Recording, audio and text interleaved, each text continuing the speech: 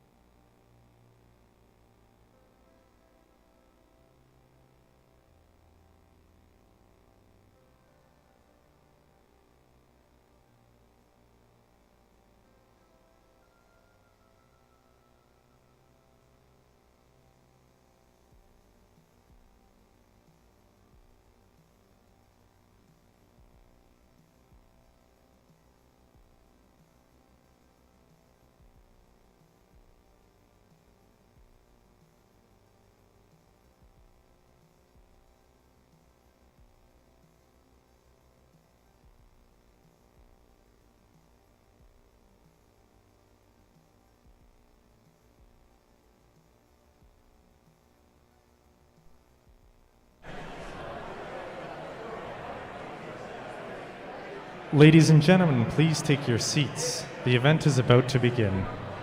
Thank you.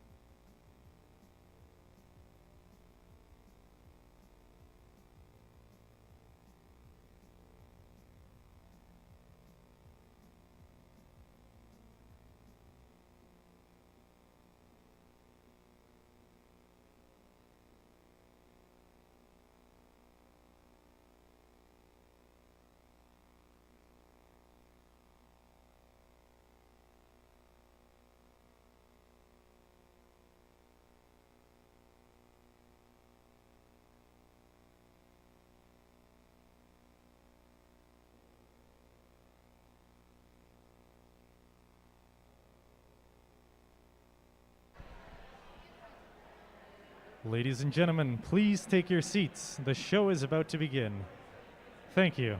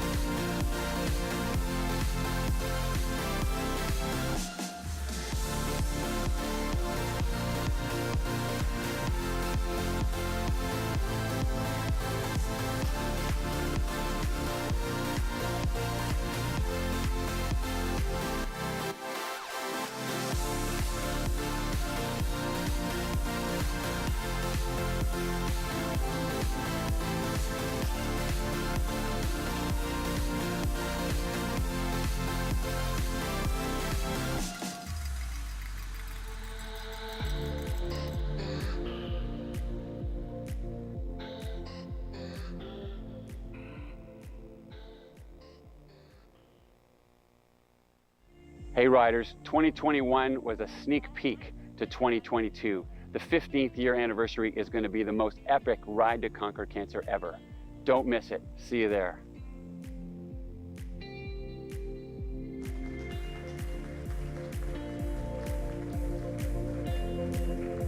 Testing.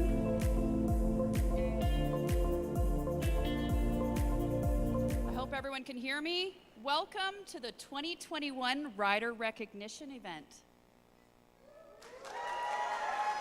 That's more like it. My name's Tammy Johnson, and I am your ride director. And I cannot tell you how amazing it is to look out and see so many familiar faces and to meet some new people. Al, I'm talking about you. Thanks so much for taking time out of your personal schedule on behalf of the entire ride team. We're dispersed amongst the crowd. I cannot thank you enough. This past August, we set our sights to raise $8 million, which is far less than what we are accustomed to raising, $18, $19, $20 million.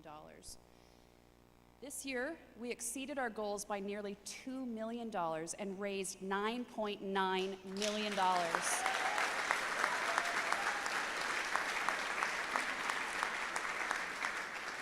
And as you know, that every dollar that we raise together goes towards critical care and research for our clinicians and doctors to help make the lives of cancer patients better and to come to discover some real breakthroughs.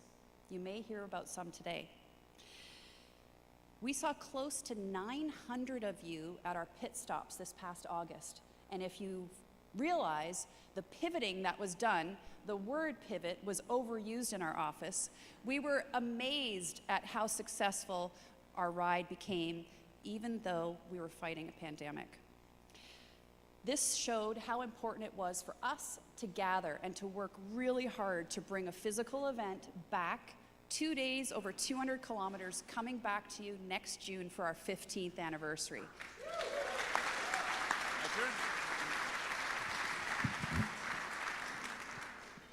Thank you, Tammy. So for those who don't know me, I am Steve Merker. I'm the co-founder of The Ride, proud team captain of Geared for Life, and there's a couple of Geared for Lifers here in the audience, and also a 14-year rider. How many 14-year riders out there in the crowd?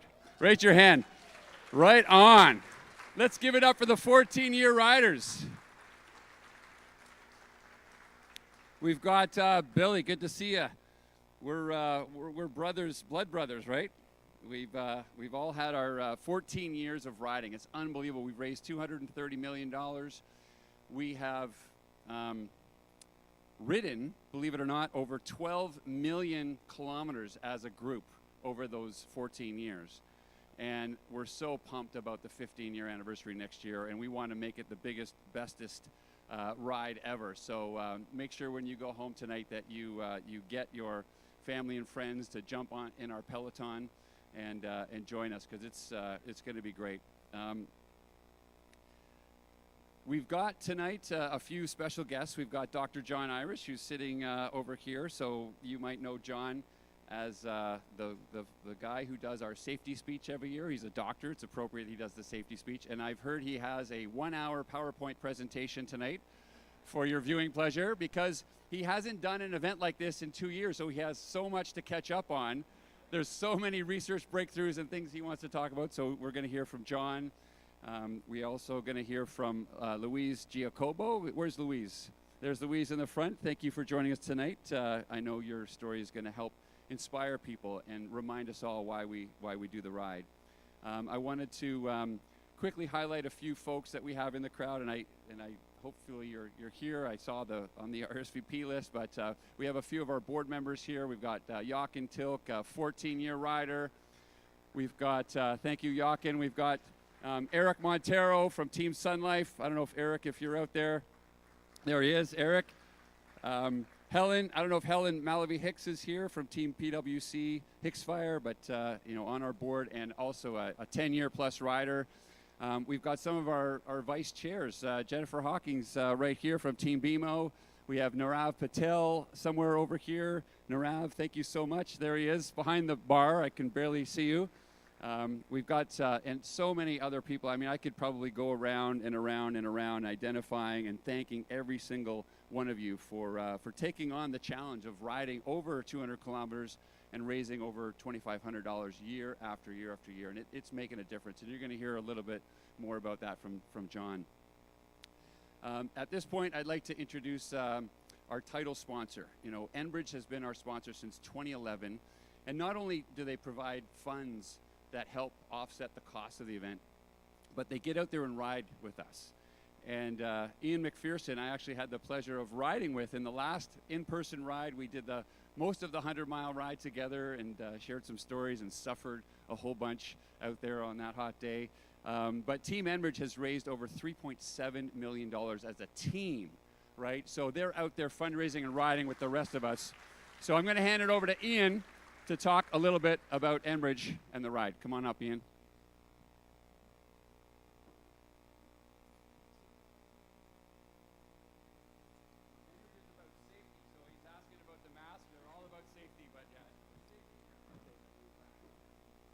Thanks, Steve. Actually, he stole all my speaking. I think he stole my speech tonight. All my points about how much Enbridge had raised. Anyway, very pleased to be here tonight representing Enbridge. Of all the things Enbridge is involved in sponsoring across the country, I would say this is one that we're most proud of. I'm most proud of over these last 11 years. It's amazing to see what it's done. And maybe just a very quick personal thing, like 11 years ago in 2011, when it was the first time that the company sponsored it, that we were trying to find riders, and I said, hey, I bike, I'll do this, and came out. But just kind of thought about it, like this is like another ride. I got to do a little fundraising and show up and do this challenge. But I think the real impact that I had, and I'm sure everyone here has had that experience of the first time, being down with 5,000 people in that stage and hearing the remarks of people that have been impacted and the benefit of this to helping solve this disease in our lifetime. So I mean, that left a lasting impression on me, and I've done it every time since. Now, I'm claiming 14 times, but 3 of those were in Quebec, so I don't know if you count that, but it's Quebec was fun, and it's a lot easier, by the way. So, so anyway, I just want to say thank you. Thanks to everyone. I know the people in this room are major sponsors and who give their time, and it's, you know, it means a lot. So thank you, and have a wonderful night. Thanks so much. Thank you. Thank you so much, Ian and Team Enbridge. So I'm just going to deviate from the script, okay? Is that okay, Tammy? So Tammy, I'm like Tammy's domestique, but now that I have the mic, I can kind of go wild card here.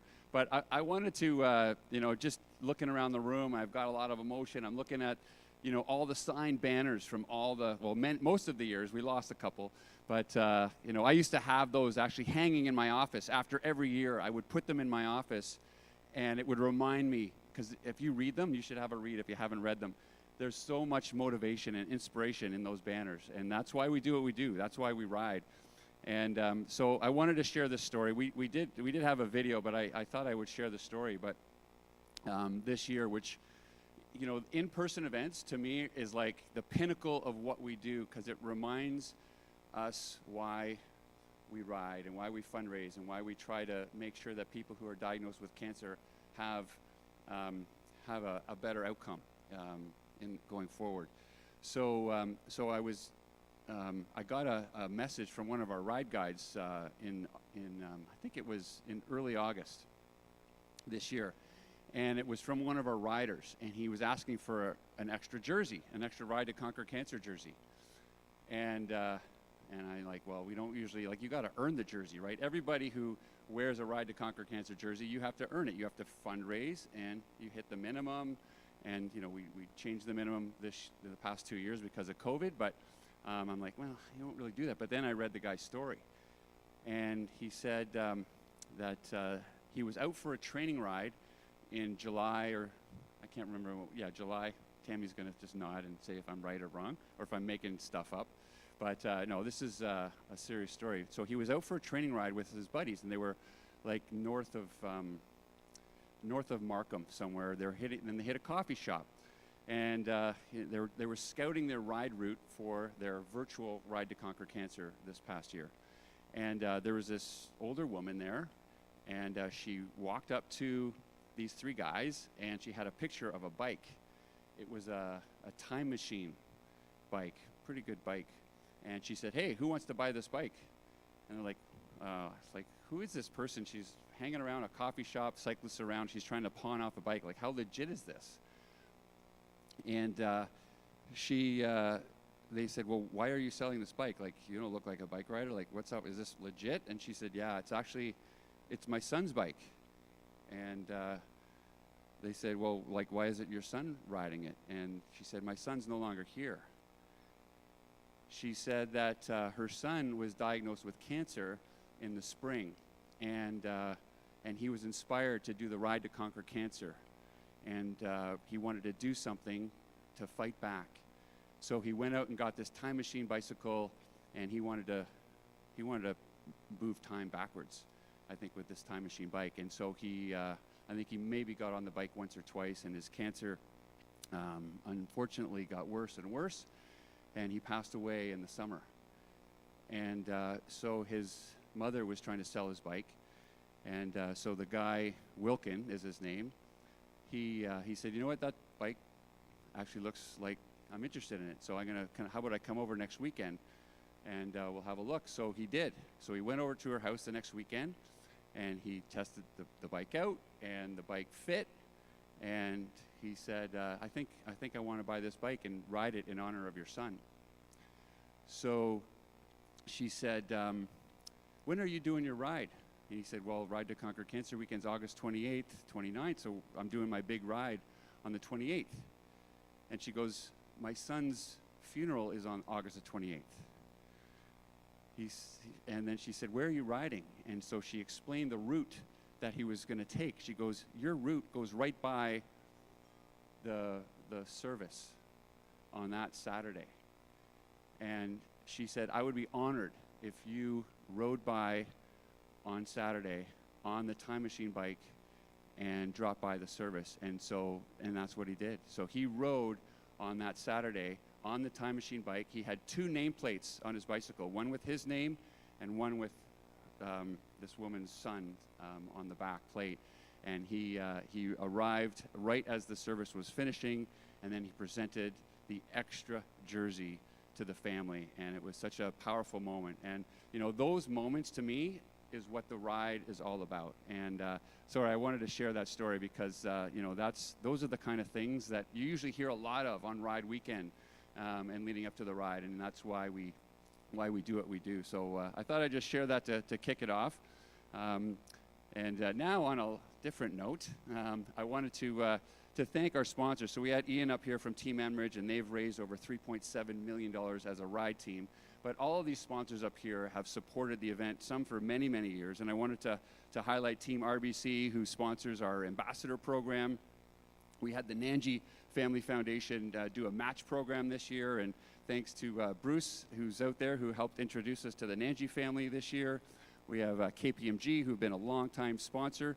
We have Carpenters Union, and we have a few folks from Carpenters Union, and we're going to bring you guys up in just a quick second. We have Live Patrol. If you don't know what Live Patrol is, have anyone ever seen the Ride to Conquer Cancer sign on the Gardner Expressway? Yeah, so if you're ever driving along there, take a photo, put it on Instabook, and make sure you share it far and wide. Jack Rue, our apparel sponsor, Steam Whistle, and I'm hoping that Steam Whistle has the kegs. Are they back working yet, guys? Yes, thank goodness. Woo! Yeah. We're at Steam Whistle, and they ran out of beer. I'm like, holy cow. So Steam Whistle's back in action. That's good to hear. I got to get rid of that cider. I need a Steam Whistle. And then Body Bike. So thank you to all the sponsors who have helped support it. Let's give it up to all the sponsors who support the Ride to Conquer Cancer. And now, this year at our Rider Rec Night, we wanted to showcase some of our ride team, the folks who work super hard and diligently behind the scene to make and bring the ride to you. So Vanessa, I wanted to bring up first, our sponsorship manager. Let's give it up to for Vanessa. Right on, Vanessa. Thank you, Steve. All right, so for those of you who don't know me, my name is Vanessa Chu, and I've been with the foundation for 3 years and working on the ride for just over 1. One of the things I enjoy the most about working at the foundation is in-person events. And I haven't been into one in 2 years, and seeing all of you today makes me so happy. I love seeing everyone's faces on event day, from the passion from our crew members, family members who come out to support us, longtime riders, new riders, and our hammerheads. So at this point, I'd like Paul and Frank from the Carpenters Union to come up. And I'd also like to ask, how many hammerheads do we actually have in the room tonight? Can we please stand up? We need to give a round of applause to all of you.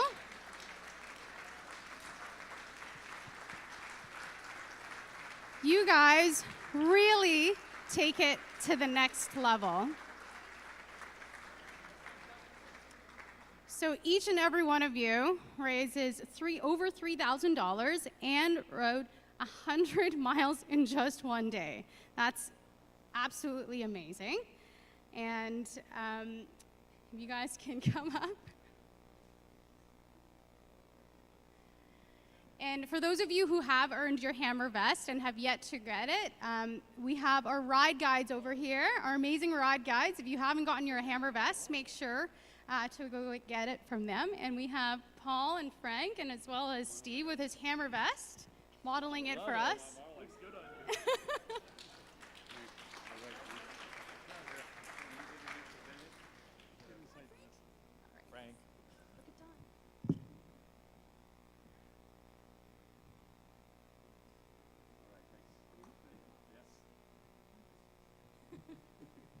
And now over to my colleague, Stephen.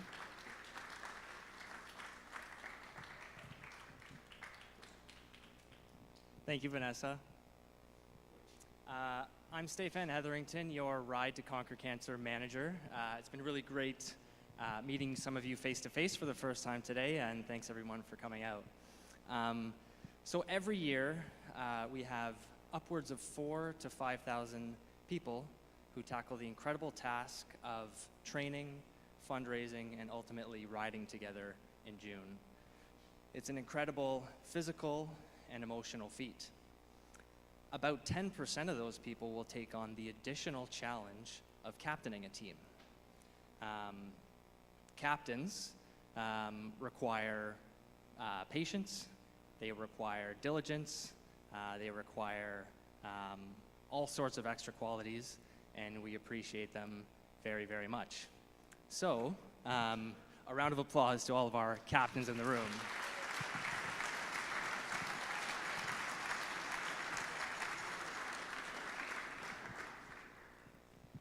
So captains come from your local watering hole all the way up to your most well-known international conglomerate that we all know of.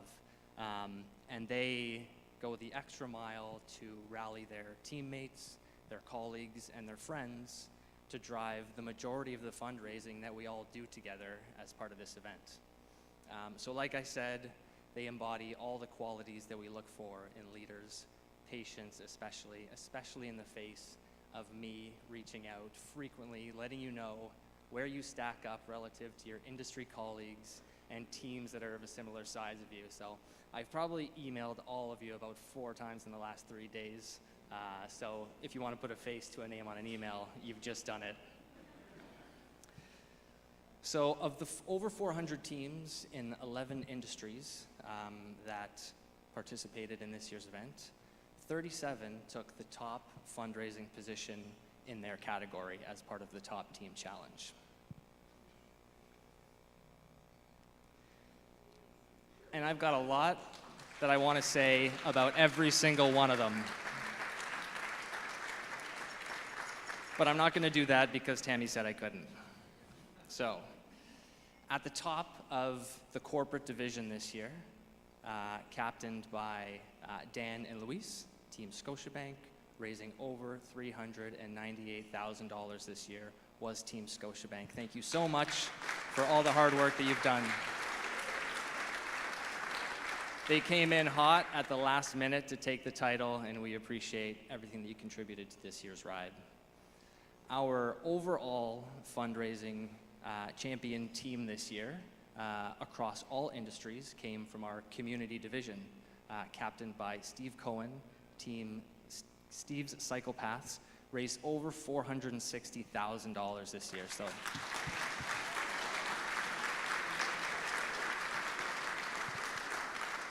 thank you so much for your hard work, everyone on Steve's Psychopaths, and for your generosity this year. So I'd love to be able to bring up all 37 teams on stage and celebrate with you individually, but we've only got the venue until about 7:30, so I'm not going to do that. We've got all of your winning trophies here. If you're here, come and pick them up. We're also going to be taking the time to facilitate arm warmers that you won for every single person on your team. So we'll be reaching out to do that. Thanks very much. And now I'd like to introduce my colleague, Bass.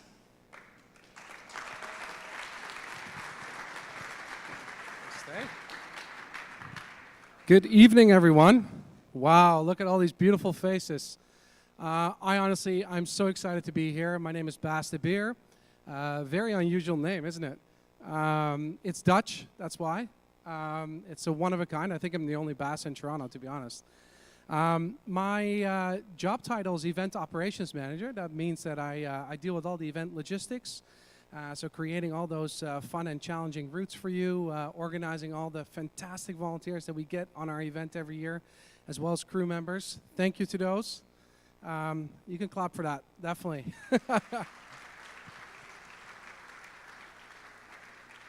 I've been working on this incredible event for the last decade. And you know what? I've really seen this event grow to what it has become today and what it has been Canada's largest cycling fundraiser. And that is really exciting. And I have an amazing team that I'm working with every day that, you know what, like it's incredible to see the results and the actions that we perform every year to make this event happen. I would really like to recognize tonight our Golden Helmet riders, those that have been riding with us for 5 years, as well as our Platinum riders that have been riding with us for 10 plus years. A huge thank you to you all. Yeah, please clap.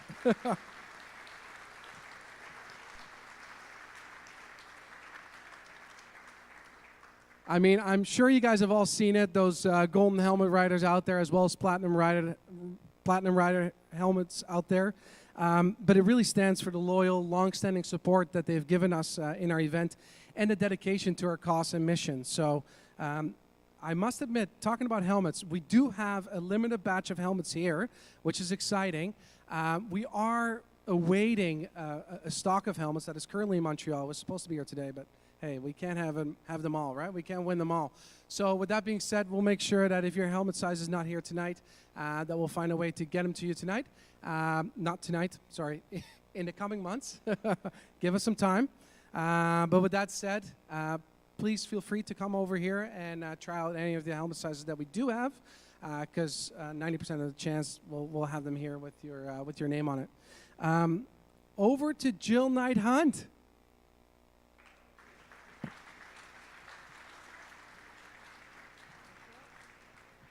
I am so happy to see all your faces tonight. Can I just say that? I was frightening many of you when you were coming in, right? Because I was matching your faces to your names. So thank you for allowing me to do that. Good. My name is Jill Knight Hunt, and I'm the event participant manager. So I work with the ride guides, Alyssa, Patricia, and Lane. You will be chasing them for your helmets, okay? I have to say, seeing everyone in person puts a new name to rider recognition, so it's not just about the awards.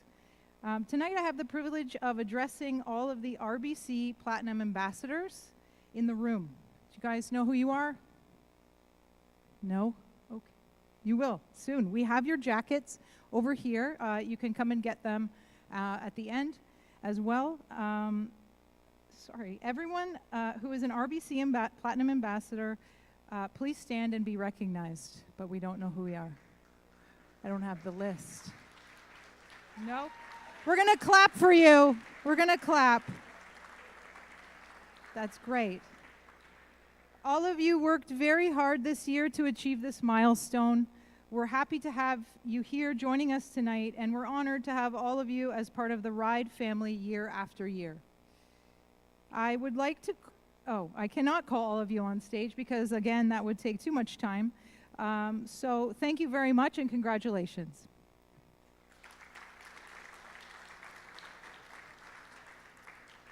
All right, so you haven't gotten rid of me yet. I have the honor of introducing our speaker for the evening. She is a caregiver. Cancer has invaded her life in so many ways, and November is honoring Caregiver Month, so Louise was a natural choice. Louise is a 3-year rider, and her story as a caregiver is one of incredible strength and inspiration. When I finally met Louise in person at our busy Jersey exchange, I don't know if you remember, Louise, you started telling me your story, and I immediately paused amongst all the activity around me because it was one of incredible strength. So I was very honored to hear your story in our office.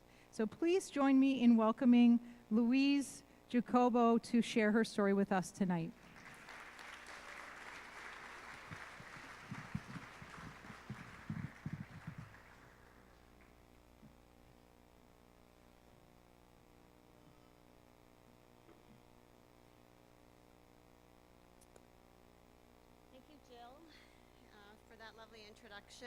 And for inviting me here tonight. I'm here to share my story with all of you. I just wanted to take a moment and thank all the organizers for the Ride to Conquer Cancer.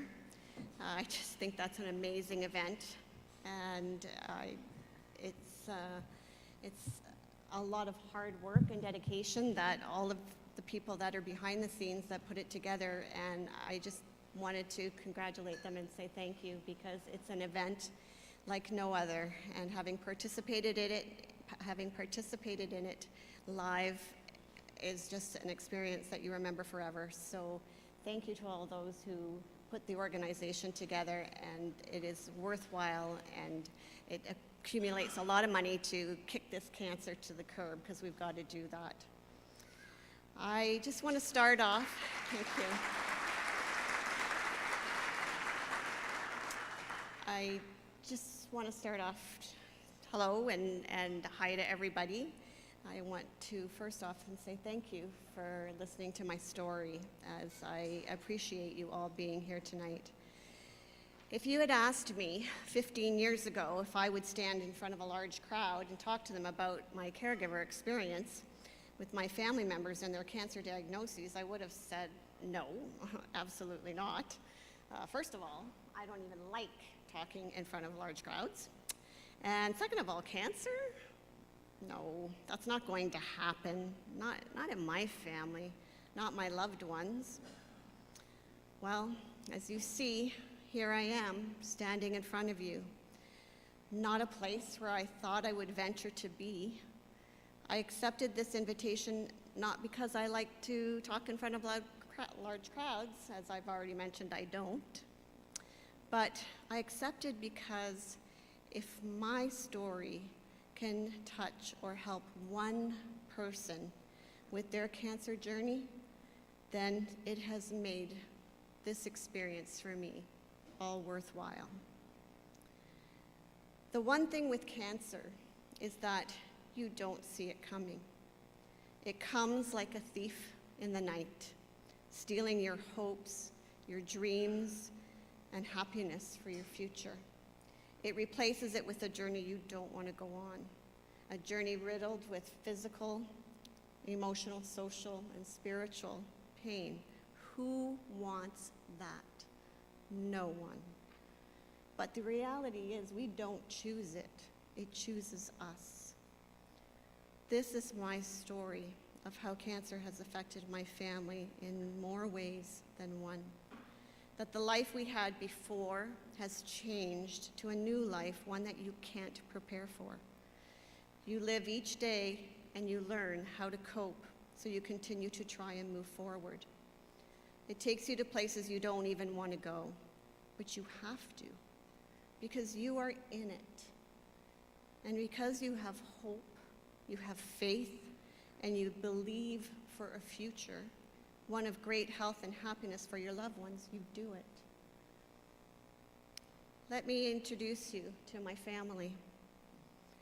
From your left to the right is my husband, Mario, myself, our son, Andrew, our daughter, oldest daughter, Sarah, and our youngest daughter, Olivia. Family is, of course, everything. And I would do anything for my family, whom I love so much and am so proud of. Family is why I joined the Ride to Conquer Cancer 3 years ago in 1999. The impetus for me training and taking on the challenge of cycling for the weekend to Ride to Conquer Cancer that year was because in the previous year, cancer came to my family with a vengeance. You see, it started in 2018 with my loving family and my father, Louis Rizzuto, who I'd like you to meet, the patriarch of our family. He passed away from pancreatic cancer in July of that year. He was 90 years old. Age is not discriminated against when talking about cancer. We all know it comes to the old and young alike. But regardless, it's still difficult to lose a loved one at any age. For him and all of us, it happened quickly. His radiation in the hospital in Mississauga, the treatment didn't work for him. It did not save him. I was Daddy's little girl. We were very close, and this was extremely painful for me, and it still is. That man, my wonderful father, lived well and was well loved and is so missed today.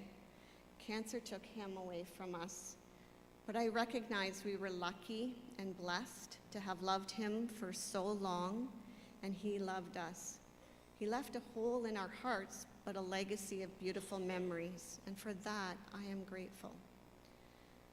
But it was not long after his death that same year that Sarah, my oldest daughter, was given the news that her thyroid cancer returned. Not even having time to mourn and still reeling from the death of my father, we were devastated and shocked to learn the news. Sarah was originally diagnosed at the age of 14 with micropapillary thyroid cancer. Her first surgery was in November of 2009, and she had a second surgery in 2012. It had been 7 years since the previous surgery. We weren't expecting this news. So you see, the summer of 2018 wasn't really shaping up well for me or our family, but I never expected it to get any worse than it already was. In December of that year, my husband, after having a couple of weekends of flu-like symptoms, thought, this isn't really resolving, maybe I should go to the doctor. And we go to the doctor, who sends us to the hospital for some blood work. December 22nd, 2019, we were told, have you ever been traveling, maybe some viruses, or, what's a couple little questions here and there because his blood work was a little wonky. And blood transfusion later, still no really definitive diagnosis. But on December 24th, Merry Christmas and Happy New Year, which it wasn't, we found out that Mario had acute myeloid leukemia. As far as I was concerned, 2018 stank, and it was a year that our lives changed forever. How can two such healthy people who take good care of themselves, eat right, work out, our non-smokers, our non-drinkers work hard, are kind, loving people get cancer? I don't know, but as we all know, cancer doesn't discriminate. Anybody is not immune. Those three little words, "you have cancer," a small but a mighty statement, packs a huge punch, and it hit us all when we were already down.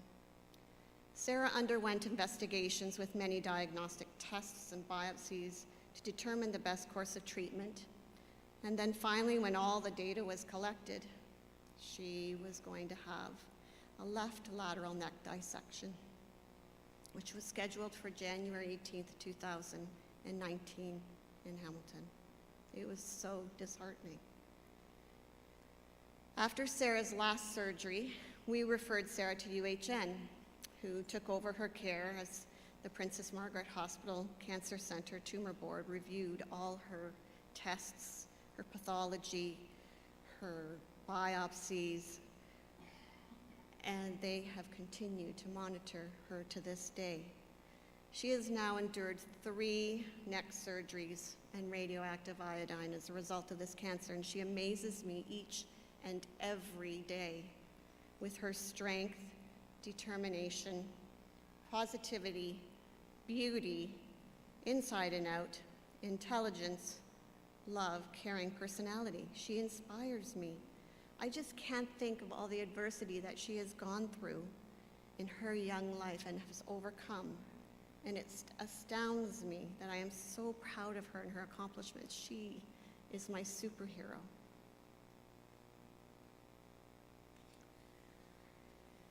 Early on her cancer journey, with everything she experienced while receiving her care, she recognized that she had a passion that was placed within her, a desire to be a doctor. After an undergrad with a Bachelor of Health Sciences from McMaster and a Master's of Business Management and Innovation from U of T, she was admitted into medical school on her second try.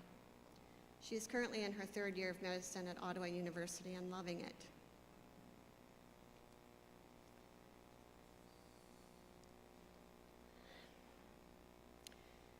My husband immediately started treatment in 2019, and the search for a stem cell donor was on, and it was needed to save his life. Mario and Sarah were in 2 different hospitals in Hamilton at the exact same time. And I was going back and forth between them, trying to stay afloat. My life raft was Andrew and Olivia, our 2 beautiful kids who are also too young to have to deal with such pain while dealing with their own emotions regarding their dad and their sister. They provided strength to me to pull me out of the very deep water that I was in and I was treading in. Every day we tried to hold each other up, and I'm grateful and proud of them and the people they are. Sarah's surgery recovery was uneventful, thankfully, and Mario's stem cell transplant was slated for March of 2019. He was in hospital for all of January, and he was in isolation for that full month. This is him on his rebirth date of March 6, 2019, awaiting his stem cells. We were all there together, and his sister, Morella, as we were so grateful for his donor. God bless him for donating his stem cells to Mario. But Mario's journey has been very tumultuous. His first stem cell transplant failed in April of 2020. He had been in and out of hospital with many complications for the first year and a half. Thankfully, he was given another chance at life, a second stem cell transplant in August of 2020. He has braved so much during his journey. His experiences and what he has dealt with could be like a whole other presentation. But what I can say without a doubt is that I love him so much. And as bad as it was witnessing all the treatments, medical tests, chemo, and everything along with it, I know it was 1,000 times worse for him. He is so brave and strong. I'm so thankful that he's been able to tolerate all that he has gone through, although it pains me to see him uncomfortable, so that he can be here today. He amazes me each and every day. And he was the one that encouraged me to come and speak to you this evening. He has experienced more in his journey than most stem cell transplant patients. With his love for his family, the inspiration to keep going, we couldn't ask for anything more from him. He is an incredible person, a husband, father, son, brother, and friend. And we thank God for him and the cancer research that has provided medical opportunities for him to stay here and be with us. And we are so grateful to our donor. He not only donated his stem cells once, but he did it a second time. And with a divine touch of our Lord, his stem cells have engrafted and they're producing a healthy bone marrow and immune system today.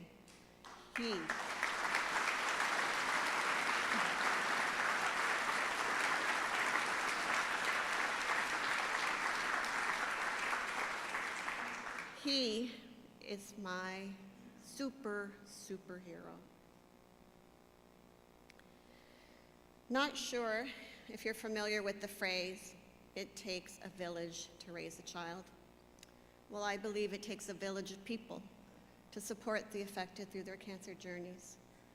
This time was truly overwhelming, to say the least, for my kids and myself. But God works in mysterious ways, putting people on your path to help you through each day. We have been blessed with so many amazing people in our lives, from the care we received at Juravinsky Hospital, the medical staff, our family, our friends, and even strangers coming together for us, bringing food and love and company and hugs, all before COVID, prayers, shoulder to cry on, encouragement, anything that was needed. As a caregiver, that was truly a gift. Being surrounded by people helping us in each and every way they possibly could. My kids were amazing. Andrew, even Sarah as she recovered, and Olivia, all striving to help each other and get me through moment to moment in our journey. Thank you to our village of people. We are grateful for each and every one of them. Because of my family and the cancer experience, this is why we ride. We are Team Super Mario.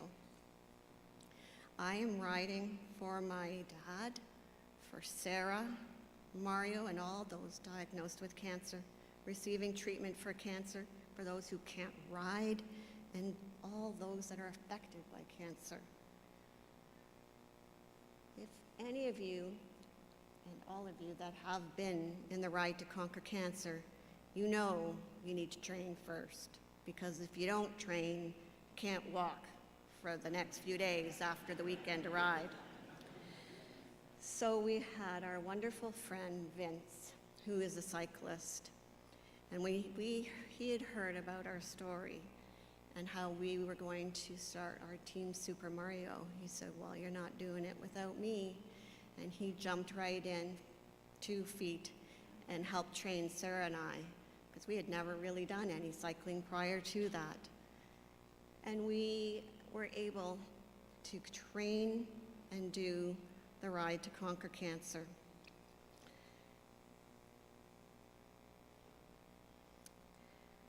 When we went and did our first day of the Ride to Conquer Cancer, in June of 2019, Sarah and I, we had our family with us. And when I arrived and I stood amongst the thousands of people that were there, I was in awe. I thought, wow, this is unbelievable that there are so many people for this wonderful cause. And it totally amazed me. And it just gives you so much energy and motivation and inspiration that you think, I'm going to do this. 100 kilometers, piece of cake, I'm in it, I'm doing it, and I did. And you look around and you also see those bikes that have those flags, and those yellow flags, the survivor flags. And Sarah always rode in front of me because she's fast, and I can't keep up. And during my ride,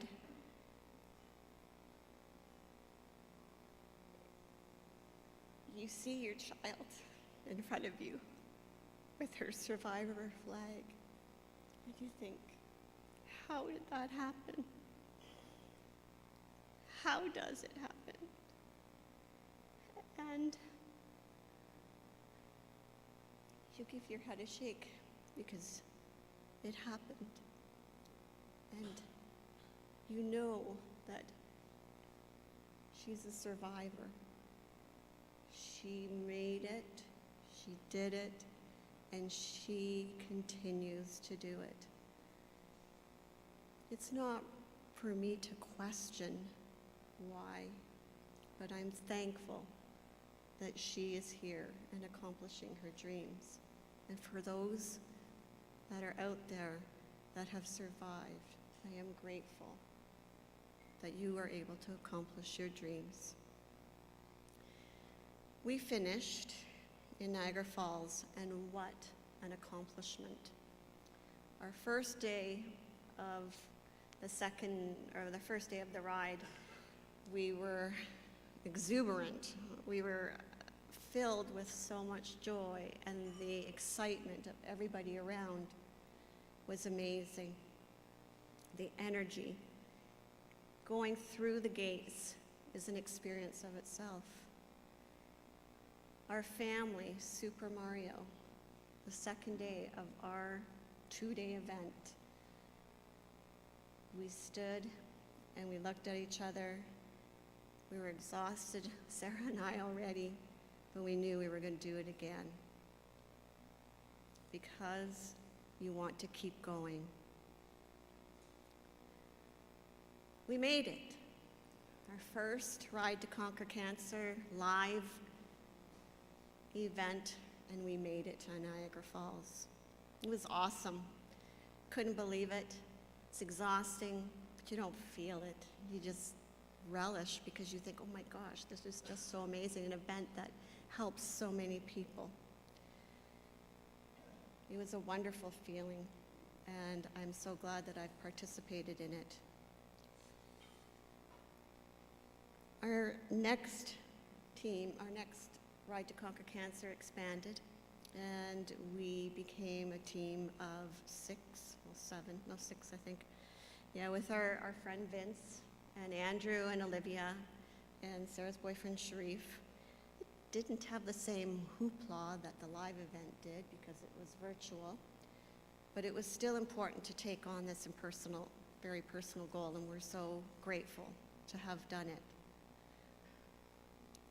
Our next event was the 2021, again virtual. Mario wasn't able to ride or cycle in the rides, but he was always a true supporter. He will one day ride with us.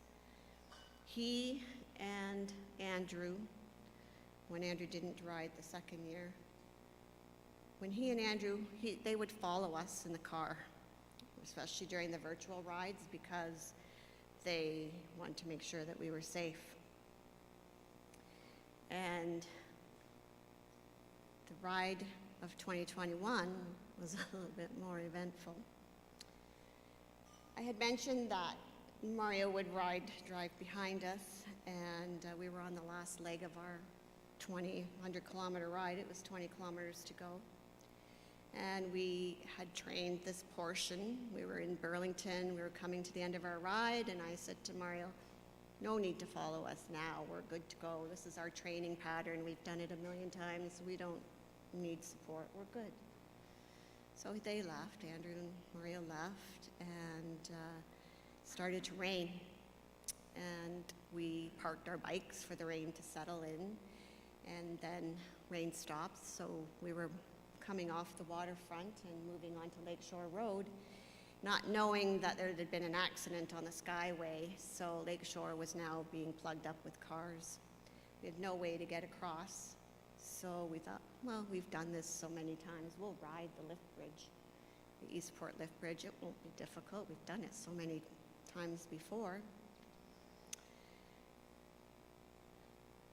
It's one thing to witness an accident, but it's another to witness your children in your accident. The lift bridge was slippery because it's metal, and so Sarah was, of course, in the front because she's so fast. She slipped, and she fell towards the railing of the bridge. Olivia was behind her, and Olivia fell, not wanting to hit Sarah, and I saw them both fall, with the mound of cars driving right beside them.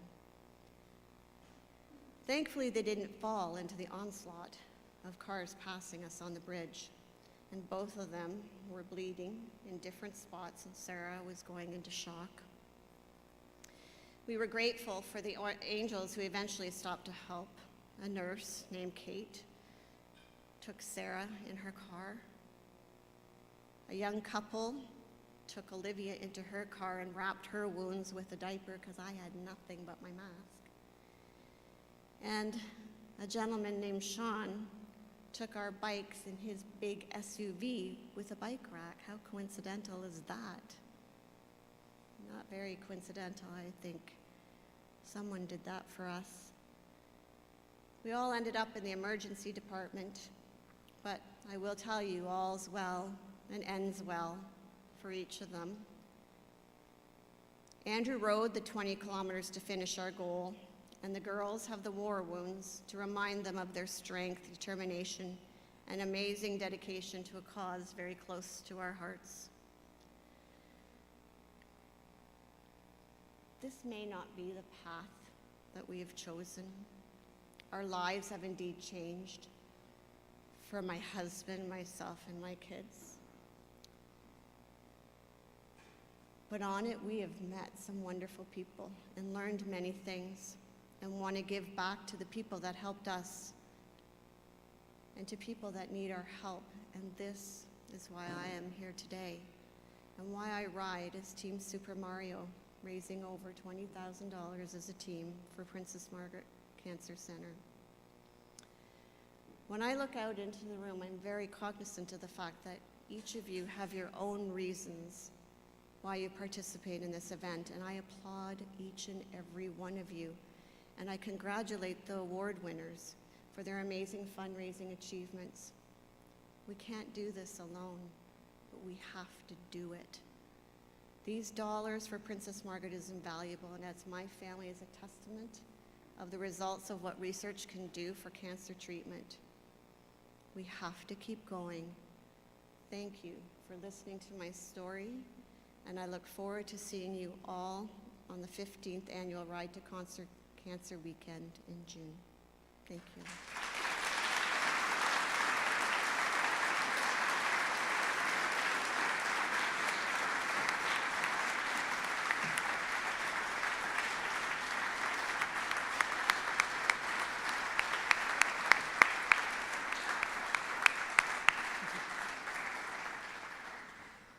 Louise, thank you very much. You stepped out of your comfort zone, and you really impacted a lot of us here who, I would say many, can share similar stories, similar journeys. It's touched us at the team, and I thank you on behalf of the team for coming with Olivia today.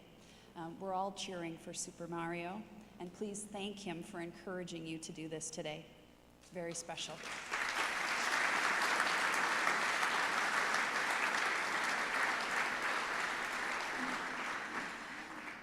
I'm going to try to change the mood a little. I wanted to acknowledge, Louise, we wanted to come because she's been a caregiver. And there are other caregivers that work at UHN, and they also ride with the Ride to Conquer Cancer. And I want to acknowledge a team where their captain is here with some of the members of the team, the HEAM team, captained by Sabrina Bennett.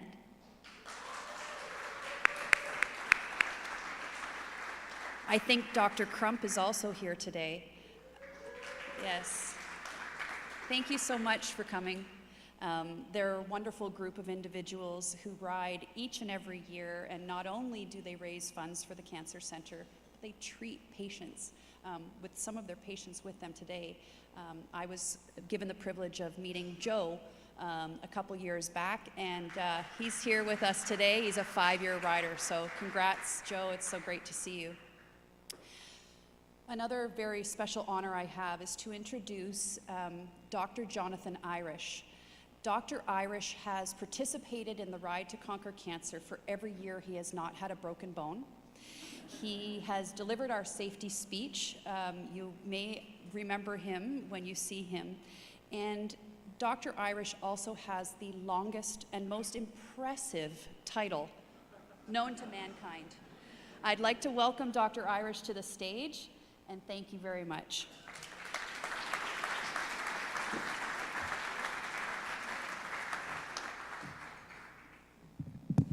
Thanks, Tammy, and thanks for using a picture from 2 decades ago.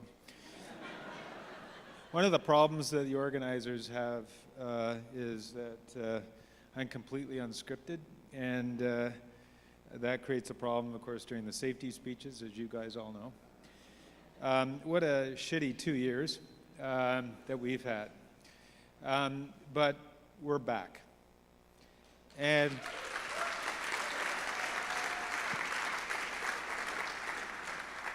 And we're back because this is a triumph of science over disease.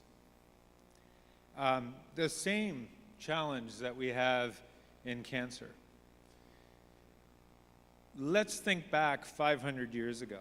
Now, Steve is really worried because he's really thinking that I am going to speak for an hour. But let's think back 500 years ago. Our biggest public health disaster, the bubonic plague, Black Death, was the scourge of Europe.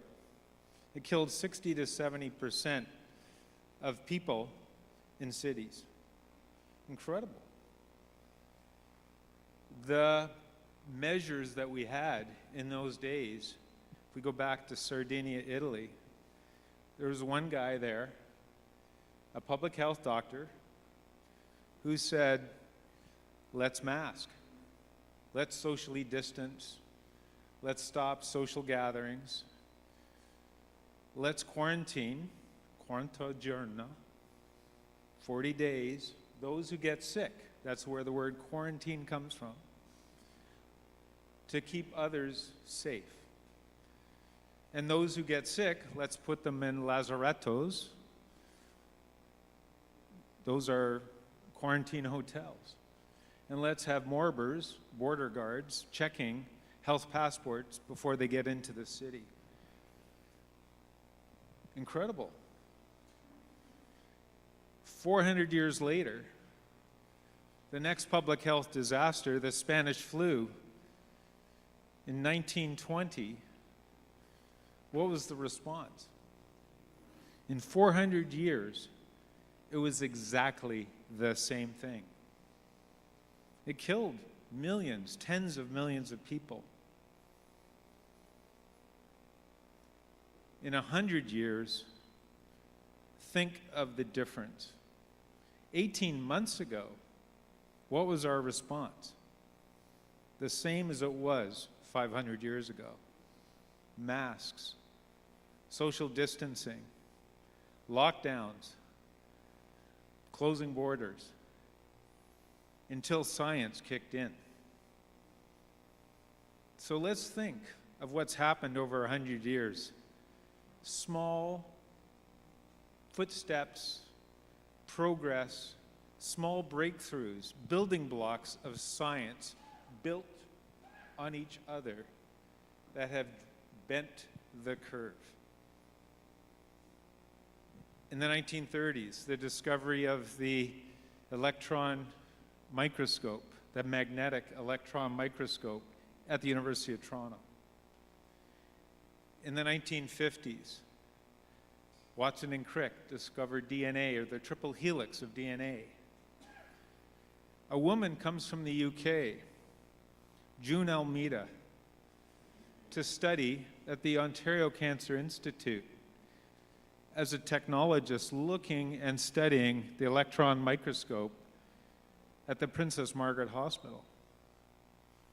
At the same time, in 1961, two guys, Jim Till and Bunny McCullough, start to study stem cells and discover stem cells.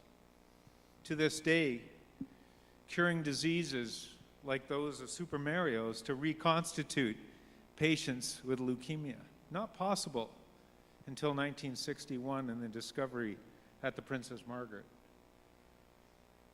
The concept of cell cultures, taking cells outside the human body and growing them in cells outside the body to test new drugs and medications, to ensure, first of all, that they work and then use them in humans after clinical trials. And that June Almeida in 1965 looks under the microscope and sees some virus particles. And they're kind of cool under a magnetic electron microscope because they emit light. They're luminescent, like that of the solar flares that you see during a solar eclipse, the corona radiata. And she called that virus the coronavirus. The first time it was described. Now that's cool. Building blocks. In the 1970s, we're now able, in the 1980s, we're now able to take that DNA and break it up and understand that it's polarized as positive and negative poles, and we can run it across electrical fields, spreading it across an electrical field and take probes and study the fingerprints of DNA. A few years later, we can do the same with RNA. And then a few years later, by 1979, we can do it with protein.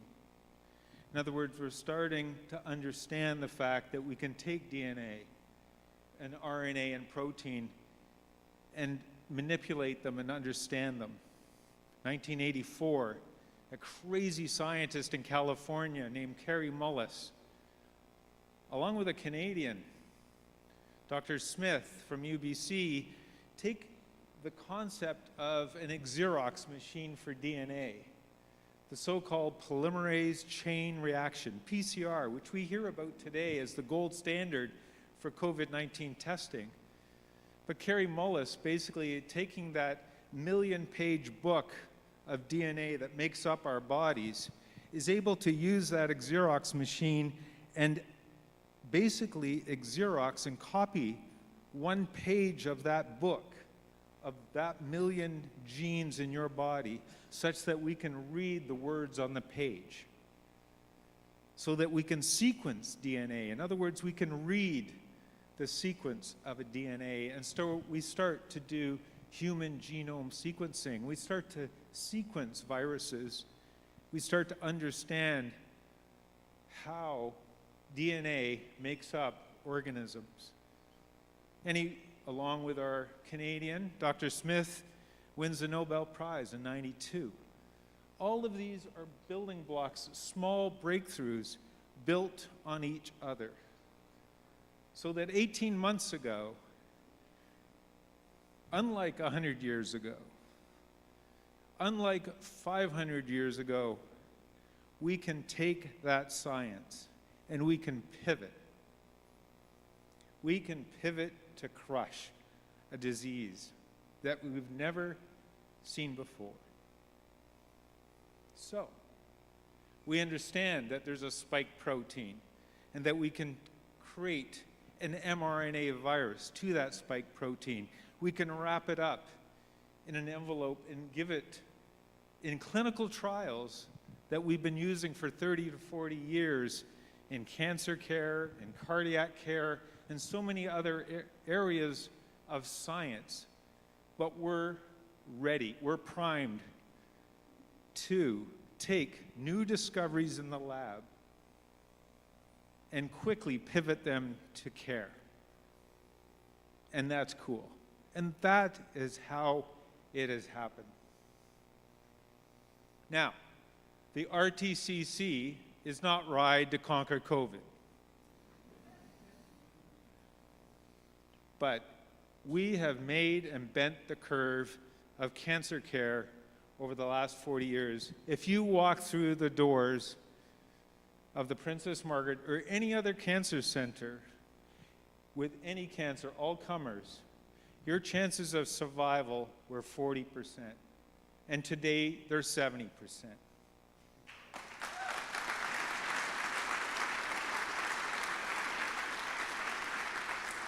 And it's because of you and your investment, your time, your energy in building those small building blocks of discovery, those small footsteps over many years that have allowed this to happen.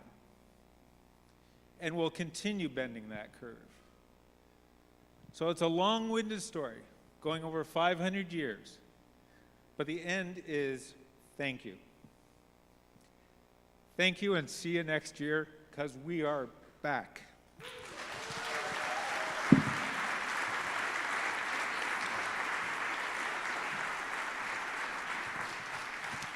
I think that's what you call a mic drop. Thank you, Dr. Irish. Realizing that we are at 7:40, thank you to everyone who's just remaining so attentive, and I really appreciate that.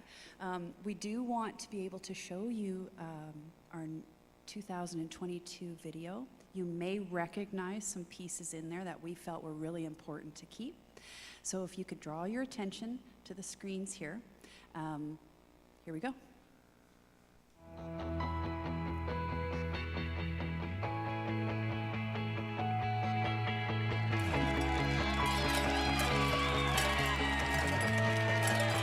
When we start, we all start united, and we all have one goal, one mission. It's so exciting, yeah. Thousands of people that are cheering you on. Ever since that first year, I've been hooked, and this is a fantastic ride. I can guarantee you it'll be the highlight of your year.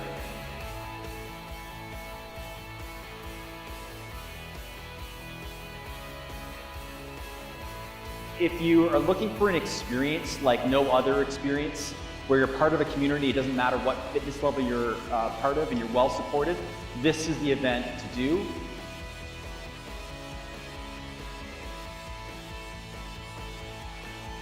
I love the challenge. I love the community. I love the supporting nature, and I love that it really supports such an amazing cause.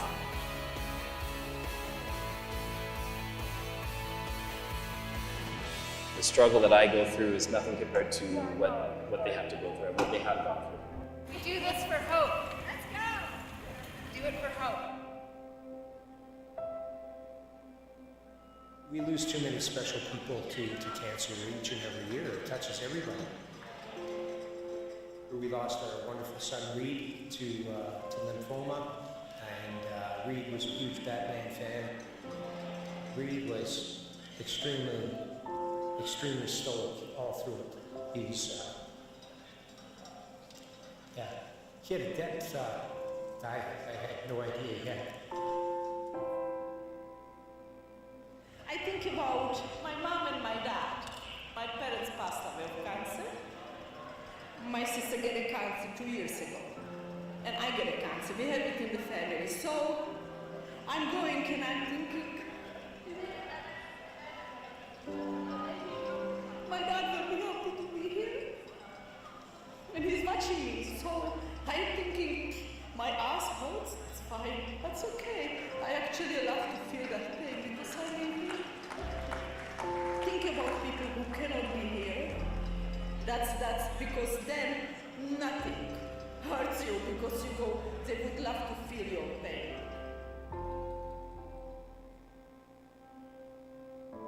Our team is Richie's riders, and we're ready for our son, Richard LaVerne, who was diagnosed in August with metastatic gallbladder cancer, and unfortunately died 11 weeks later after a big fight. And he received the best care possible from Princess Margaret Cancer Center, and we are here to make sure that we are promoting ongoing research to find a cure and find a way to deal with this awful cancer. It is transformative in terms of giving the participants a sense of what they've accomplished. And it's also transformative in terms of the benefit to the Princess Margaret Cancer Center and the advances that we've been able to make to improve the outcome for our future generation of cancer patients. The yellow flags on the bikes today, we saw them all. You know, these are survivors, and many of them are my patients. And it is really cool to ride in a common purpose, with a common purpose to conquer cancer.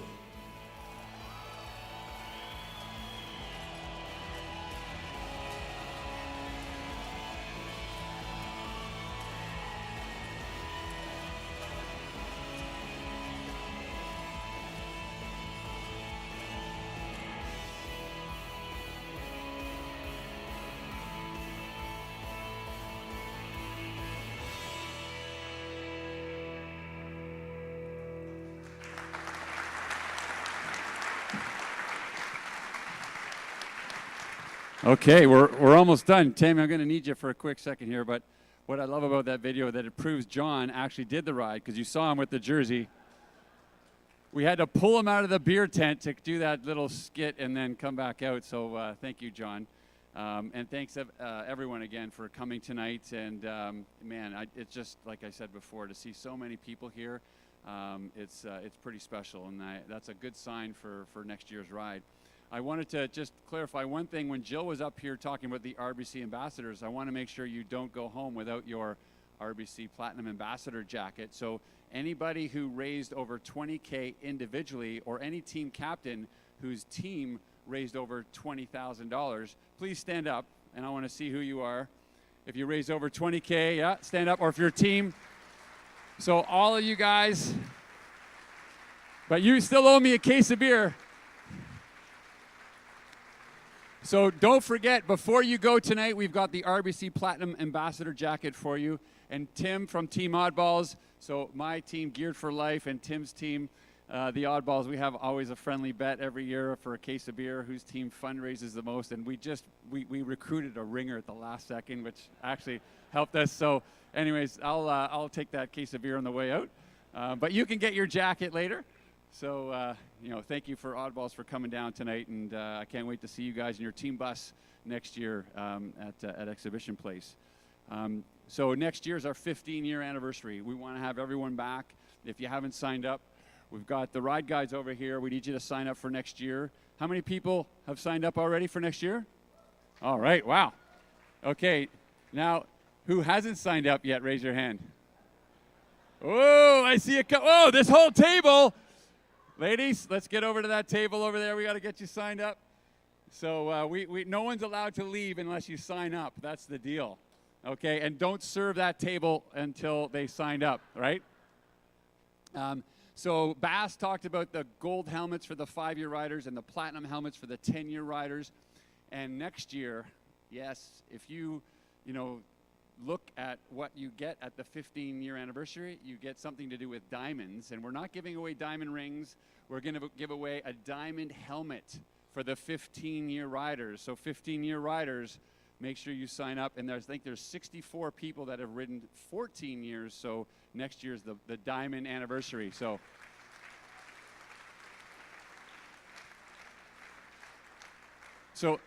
as you know, we have, I hope you know, because Stefan has been sending out emails to the team captains. We have the Team Up Challenge right now, so we have some awards and some prizes for the teams that recruit the most riders. And it's not just based on the size of your team, so there's like a prize for the smaller teams as well. So we need you to recruit like crazy for the next month.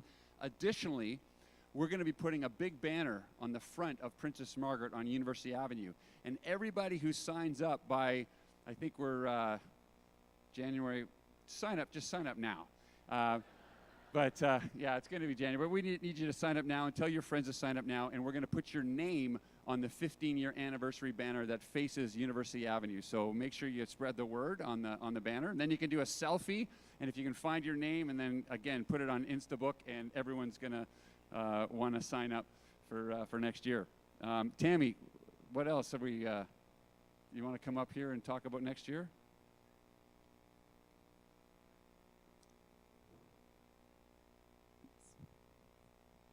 It would not be the ride if we didn't bring back our classic 2-day, our hammer route, and that's for all you hammerheads. We're going to be doubling that number in 2022. So all you need to do is ride 100 kilometers in 100 miles in one day. Sorry, I almost slipped that one by you. And raise $3,000 or more. And we're going to bring back the virtual. So for those of you who have a wedding, or that's really the only excuse, and you can't make it, we're going to have a virtual event for you. What else, Steve? Wedding is no excuse. I've seen people, they ride super fast on day one, they go home, they change into their suit, they go to the wedding, they come back the next day. So there's no excuse for weddings. I guess I think we're about to wrap it up. Just a quick reminder that how many people joined our Strava club? How many on Strava? Awesome. So make sure you join the Strava club. Ride to Conquer Cancer, Strava Club. Yeah, we've got some hammerheads in that club. See if you can get up on that leaderboard. Also, how many people on Zwift? Any Zwifters out there? Okay, so we're going to have on, we have 2 upcoming Zwift Ride to Conquer Cancer events. One is going to be on Giving Tuesday, so that's the Tuesday after the U.S. Thanksgiving, where people like to give back. So use it as a day to start your fundraising. We're going to do a Zwift ride on Giving Tuesday at 7:30 p.m., I believe. And then we're also going to do a Zwift ride on World Cancer Day, which is February 4th. So make sure if you're on Zwift, if you're not on Zwift, get on. It's a great, fun tool to gamify bike riding, make it fun. And I think that's about it. I want to thank all of our speakers. I want to thank you all for coming out. Thank you so much. 230 million in 14 years. Let's go for 250. What do you say? Let's do it. Thank you all. We'll see you in June.